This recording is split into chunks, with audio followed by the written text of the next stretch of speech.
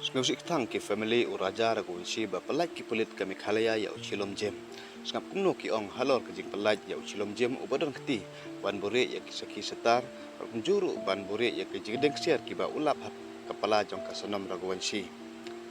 Ka kami jong uraja raguan si ka pempau da ke jing sosi ke bakra halor ke jing Pynlait ki pulit ya uchilom jem. Ka ong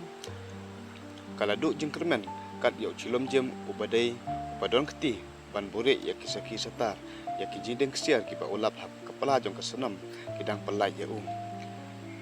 ya ki badang saru kin sa Pynlait kumne hi te ukhun jongi unsado ya la ka jong ka hong ka ba ngiap kami elti panyo na ki pulit jong kami khalaya ko ong ngakarpat ya ki pulit jong kami khalaya Sngap ha tre hok pan penyo yangi ka hok jong ukhun jongi uraja ragon si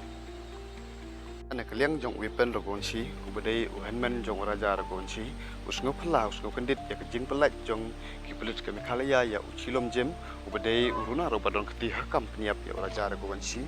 baru ong ru Lada Kumne te ya ki bebon ru kin sa Pynlait hi baru ong ru ya ka sarkar jong kami khalaya Lada ka sarkar kami khalaya ka Pynlait ya ki badangsa te banga bat ki khun ki jonga bat ki henmen bat ki khun ki henmen ki jonga bat ki kmi ki pa ki jonga Ngin sa Pyniap ya Lade Ngin sa society Baroh chi family.